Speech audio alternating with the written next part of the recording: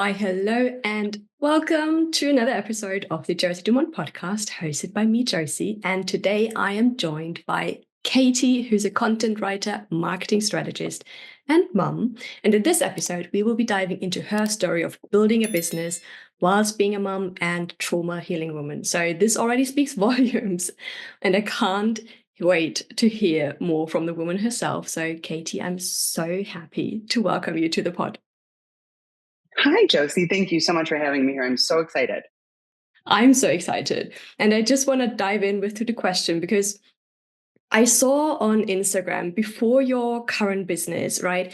You have been a teacher and you've also worked with an MLM, if that's correct. So how did you get from there to where you are today? It's like a 180-degree shift. Oh, there's been so many 180s. There's been so many 180s that I don't know how many times I've gone around. I don't know anymore. But I've had quite sort of like the career journey. My undergraduate degree was in marketing and communications.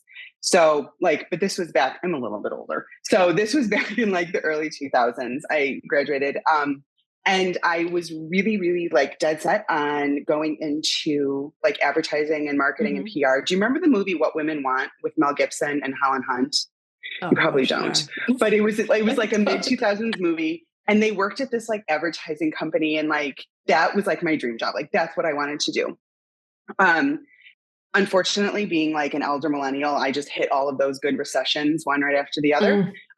So I kind of like landed into a couple different careers in sales, in retail, I spent a little bit of time in non-for-profit business development. And then I decided to go back to school and get my master's in special education. I come from a long line of teachers, and I've always I've loved teaching, but never thought it was be something that I would do as a career. I did a lot of it in like the sales I did, and I did luxury makeup training. So again, just throw something else in there that makes no sense. But I did a lot of teaching just in general. And so I went back and got my master's in special ed, and I taught special ed for a few years. And I did that until I became a mom. And just, I think like happens for a lot of families, it made more sense for me to stay home with the kids than to try, like we sort of, and again, I know so many families that have done this. We crunched the numbers and we realized like for me I would literally just be working to pay for childcare. So we decided I was going to stay home. And it was around that time that the MLM thing was really kind of hot and heavy. The newest kid, shiniest kid on the block, I should say, was LuLaRoe. I've heard of those. I got really sucked in. And, it was promises of make money in your spare time and work around. And I've actually done podcast interviews about that. And I've written a lot about the sort of trauma, the MLM trauma that I suffered, because it was a really bad experience. And that I think was my first, that was my sort of first foray into entrepreneurship and running my own business. And so I like sort of got the bug and knew like, oh, I kind of like the idea of this. I hated the MLM piece of it, but I loved the idea of running something on my own and being able to make it work in and around being a mom and raising kids and running a family and all of that. So that I spent a few years figuring that out. I was actually on Threads the other day talking about a little bit of identity crisis that happened at that time in my life, which led to a little bit of a mental breakdown and then some big healing. So what came out of that was blog writing. I started a blog way back in 2016, something like that. I love that. Writing has always been one of my greatest passions. I wrote like all through high school, all through college. I wrote for the school papers and the magazines. And like, it's always just been something that not only has come really easy to me, but something I love so much. And I thought, okay, like, let's do this. And it eventually transitioned into a blog about training. I ran the Chicago Marathon in 2017 and trained for that. So that's what I blogged about. Thank you. Never again. One and done. Thank you for the applause, but one and done. I did it. Never again. Thanks. Yes. Checked it off my bucket list. Don't ever have to do it again. but that's what I blogged about. I chronicled Mm-hmm. my journey. And from there, I actually then kind of stepped my toe back into teaching, but that was right when the pandemic hit and Mm-hmm. things again just sort of blew up. And I had two school age kids at home that I had to manage their schooling. And that's when I started freelance writing. I thought, okay, so I have this skill. And I had actually written posts for other friends in the past for different things. And I thought, well, this is something that I could truly do like in my side time, not spare time. Spare time doesn't exist really, but side time. And I started doing that back in 2020. Like that was sort of like a COVID pandemic thing for me. And that just kind of took off. From there, I decided that I still loved the marketing and business side of things, that things that I had learned way back in college.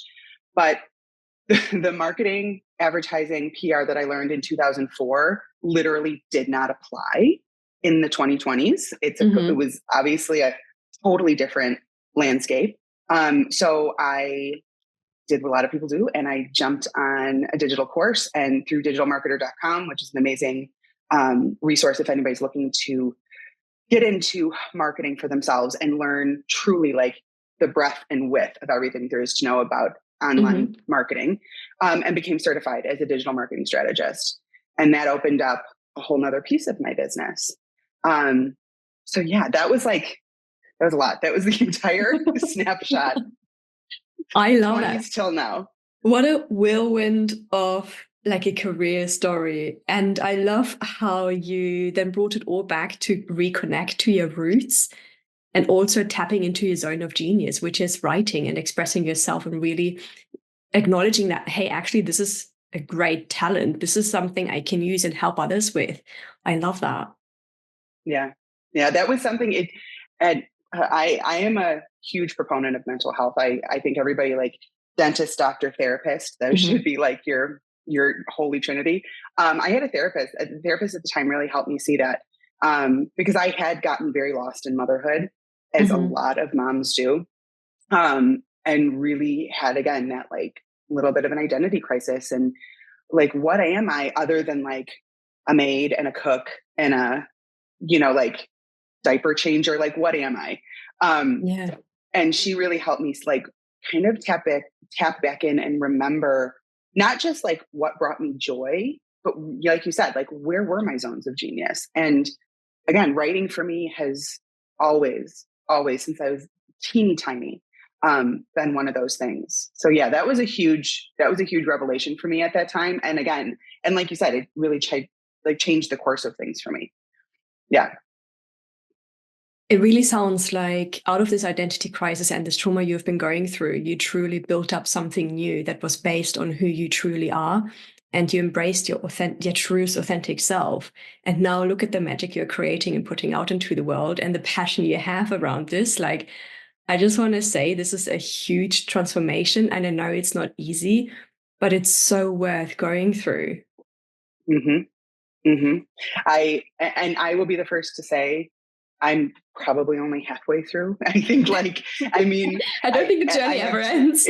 no, it's truly, I actually recorded a TikTok this morning and said that exact Mhm. thing. I don't think it ever ends, but it, to think back on like Katie of, what was that? 2019, 2020. And now that's kind of the easiest way for me to see like, oh, wow, you've come really far. Because the things I'm doing now and the things I'm planning to do and the things I've done, I would not have had the courage to do it. I wouldn't have Mhm. had the self-belief to do it, back then, if I had not taken that first little step of like, I'm just going to hide behind my computer and write stuff. Like, I'm not going to put myself out there, and I'm not, I'm just going to hide behind my computer and write stuff. Um, yeah, it was huge, and it's still very, very much ongoing, but was a step that had I not taken that step, I can't imagine who or where I'd be right now. Mm. That is, I don't know. I'm just like wowed by that transformation, but I'm a sucker for a good ongoing transformation as well, because Same.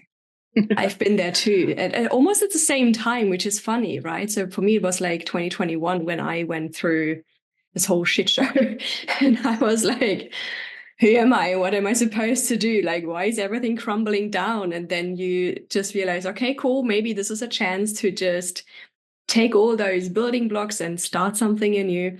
But it does take some time. And I'm curious how, if you were to go back now and you could talk to yourself back then, what would you tell yourself? Oh my gosh.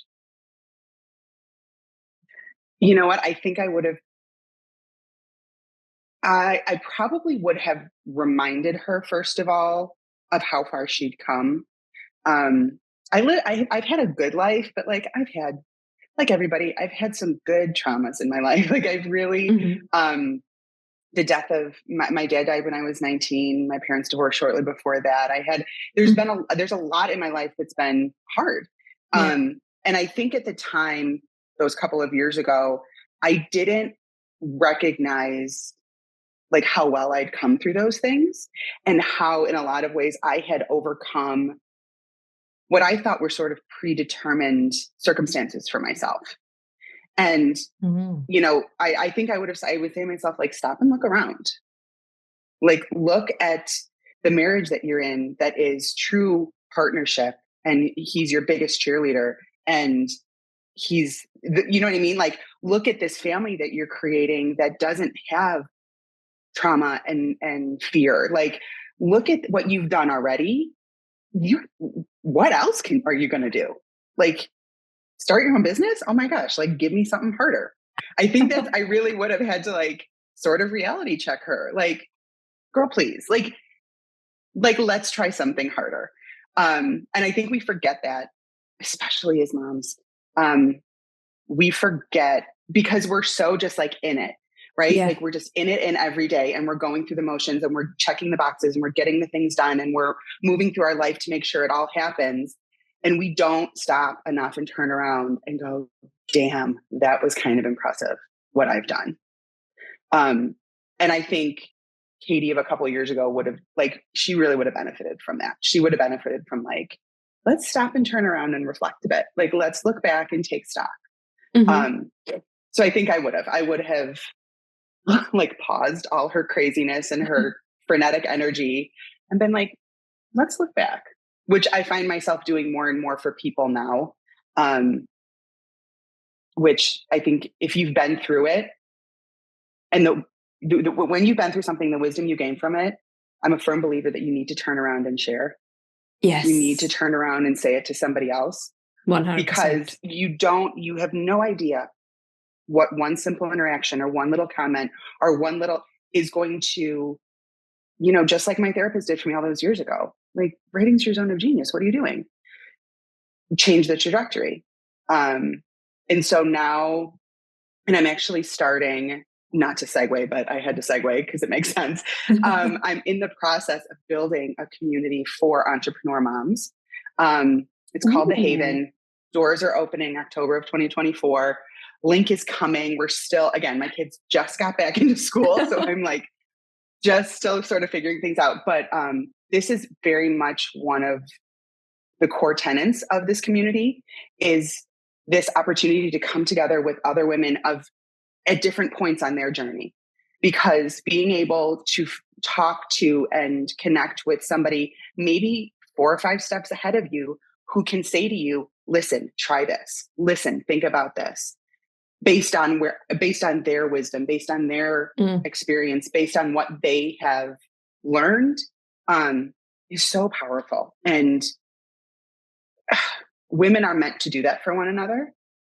And I don't think we do it enough sometimes. And so the Haven is sort of my answer to that. Like, okay, fine. Like, if I don't think it's happening enough, I'm going to build it so that it can Mm-hmm. happen here, amongst other things Yeah. within the community. But that was really one of my driving reasons for starting this, was that I wanted, especially with entrepreneur moms, because our lives, yes, we are business owners, but our lives look very different from business owners who are not caregivers or parents. Yeah. And so we kind of have a rather specific set of challenges, of needs, of obstacles, and we're stronger together. So again, I couldn't quite find it for myself, so I'm just building it. I love that, but that's the point of creation, right? That's the point of sharing, to put something out into this world that you feel like we don't have enough of this yet. And this is how you leave your mark. This is how you make this world a better place in your own way. And I love that. I'm all here for it. I will put the link as soon as you have it. No pressure. Yes, as soon as you have the link, I will put it obviously into the description box. So to everyone listening and watching, do check it out. And obviously you touched already on to the topic more of entrepreneurial moms. And I saw one of your posts on Instagram where you said that actually moms are best suited to be entrepreneurs. Can you expand on that? Mm-hmm. Like we're the world's greatest COOs. I love that. What, I mean, truly, like if you think about, and so I actually said that so long ago, talking to my husband who works corporate. My husband is a corporate guy. He works in a corporate environment. And there was a conversation we were having. He's sort of telling me all the different roles, like, in the org, and explaining this person does this and this person does this, and this person does this. And I stopped and thought, well, shit, I do all of that every day. Yeah. And I don't have a team. It's just me. Mm-hmm. You know what I mean? Like, you are managing humans. And a lot of times they are, emotionally immature, volatile little humans. You are managing a household. You are running a physical space. You are running calendars. You are thinking 15 steps ahead for everybody around you. You are keeping things afloat.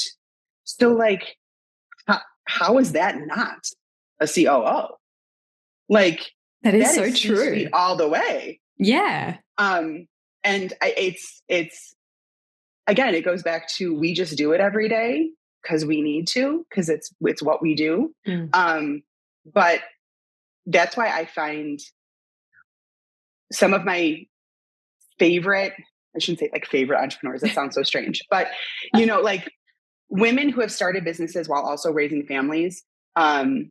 Denise Duffield Thomas is one of my favorites. I don't know if you're familiar with her. No. She's kind of like a money coach. But I just really like her style. I really like her vibe. And in her podcast and her book, she talks a lot about like, she did this while also running a family, because of course she did. Yeah. Because like, if you really want it bad enough, if you have the passion for it, slotting that whole business in on top of everything else, yeah, no problem. Again, like, give me something harder. And I will say, I feel like I have to caveat this, like, this isn't for every mom. You know what I mean? Like, not every mom, woman, just because you're a mom, you should be an entrepreneur. Absolutely not. You have to want it. You have to truly want to create this alongside everything else. Yeah. But you have the skill set. Like, make no mistake, you have the skill set. Yeah. And that's where we really go into creating that self-trust and knowing that you can do this, because up until now, you already brought like life into this planet. That's like a huge no big amount deal. of task. Like, oh yeah, no, we just do that. Second nature, like could do that every day. So yeah, but it's really about acknowledging those skills that you already have, and then obviously utilizing them just in a different kind of setting. So I love how you describe it as being like the COO. I need to remember that. The dads are the CEO. I hate to say, I love my husband. I love those dads, but they are like, okay, you're doing a great job. Thank you so much. But it's the COOs who really run. Who are running the show. Yes. Yeah. I love that.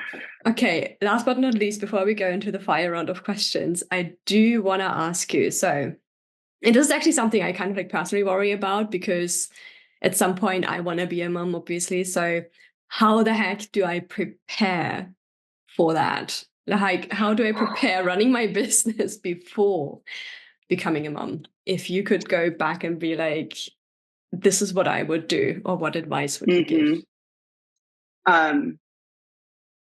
Grace, patience, and an acceptance that the expectations for other businesses might not be best for you.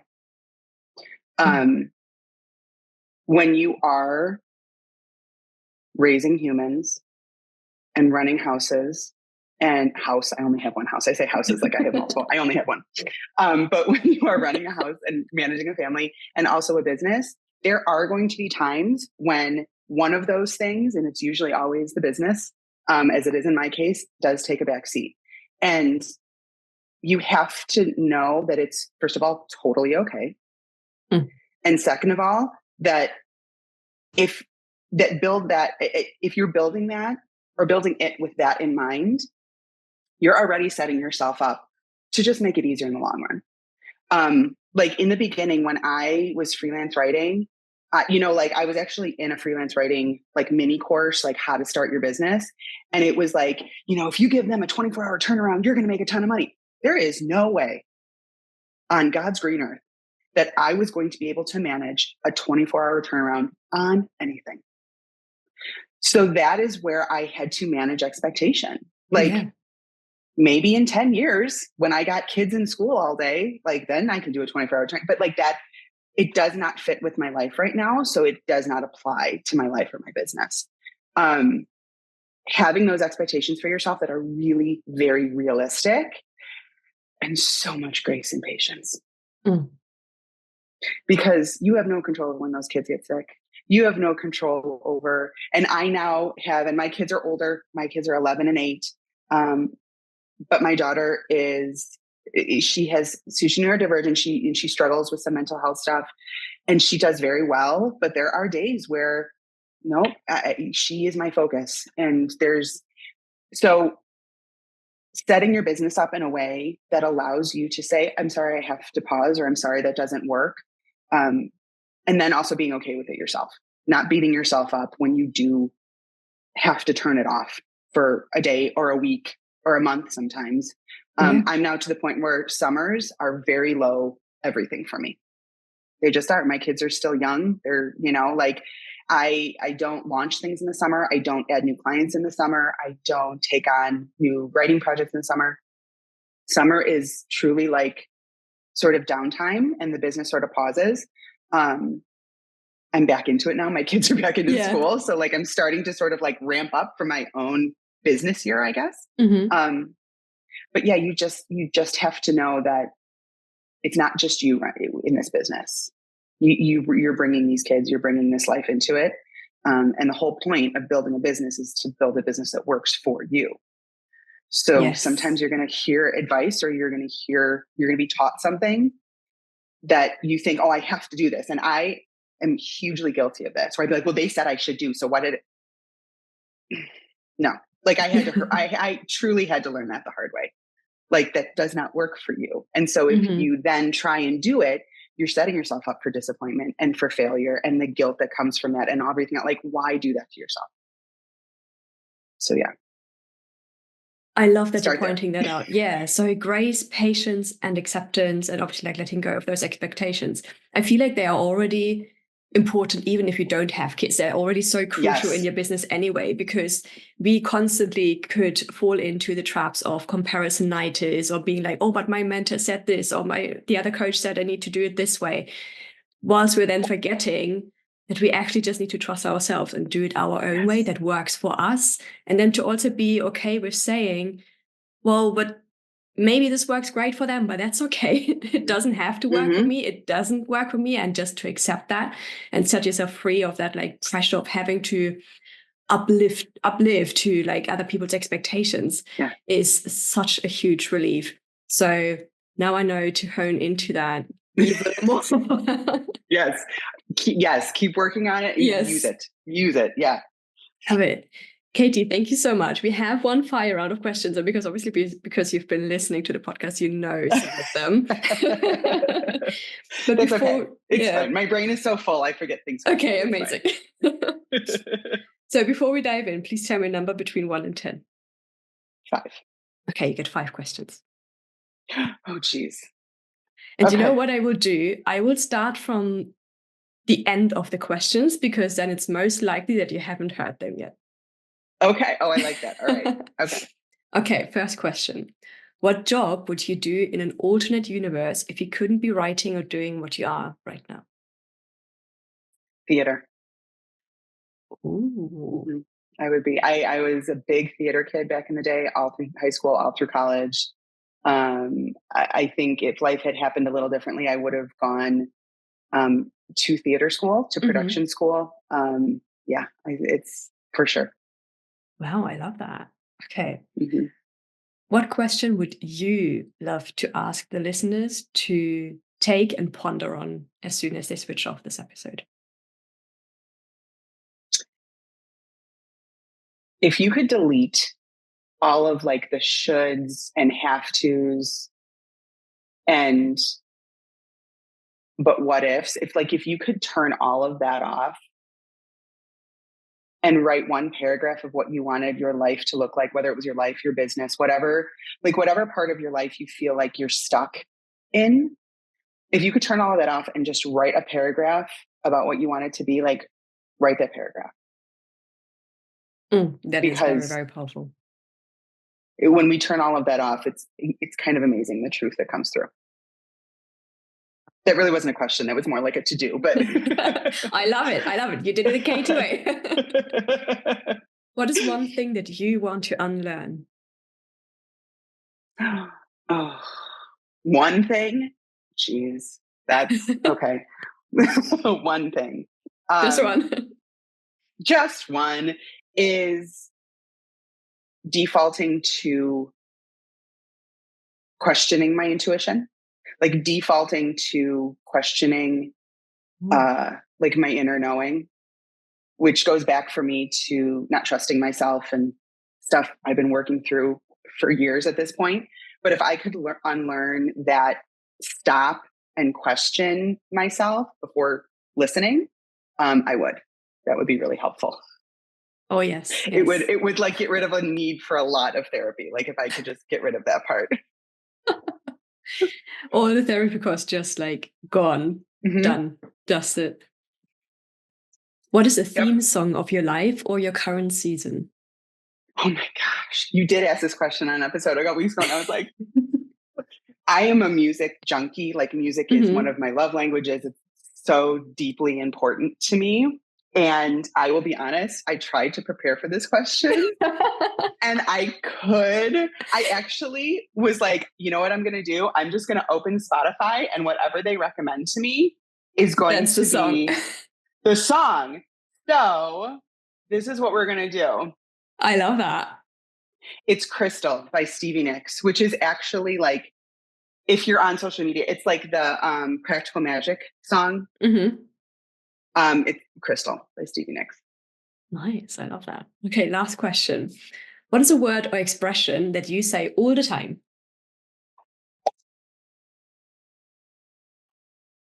Oh, I feel like I should ask my daughter this because she's just now at the age where she knows, parrots things back at me.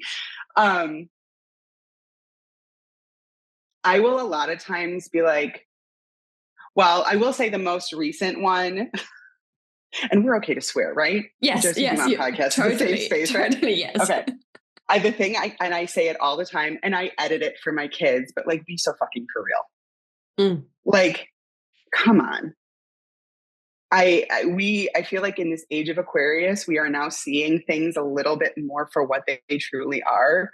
And like, we're pulling away like the veil and pulling down all the bullshit that's like in the way of things. And so I find myself a lot, to myself, to the world, to other people, being like, oh my God, let's be so fucking for real.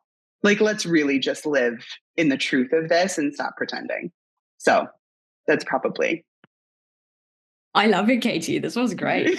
Just be real. Let's be fucking real, man. Be so fucking for real. Like, come on now. Yeah. So good. Katie, where can everybody find you and get in touch with you and just step into your world? Step into my world. So I am most active on Threads, which is where you and I connected. Yes, I love Threads. My new favorite platform. I love Threads. Us word girls, like it is for us old school. We're like back in the day, Zanga, Tumblr, like our Threads is my favorite. So Threads. And then if you want like, I always say like the live version of Threads on TikTok. TikTok is sort of just I think the theater kid in me loves TikTok because you just hit record and you talk. And I've always loved that. So Threads, TikTok, my website, katiekastner.com. She's sort of under a little bit of a rehab, but you can find information there too. Amazing. And as I said, I will put everything into the description box below. And with that, I just want to say again, thank you, Katie, for just being fucking real in this episode. I truly enjoyed this episode, this conversation. There's so much value in this. And yeah, I can't wait to speak to you soon again. Yeah. Yes. But with that, to all the listeners and watchers, I shall see you again next week with a new episode. Until then, bye. And as you can see, my cat here is here as well. She's like... I actually, the dog is on the other side of the door and I can tell he's mad. So I told my husband, I'm like, you're going to have to deal with him because he gets annoying and he's 85 pounds. So he there's no way to like, look at how perfect Angel, just like out of the way, not like disturbing. Hank would be on my lap, and 80 pounds of dog on your lap is a lot. Wow. So he would basically take in the full screen and be like, this is for me now. This is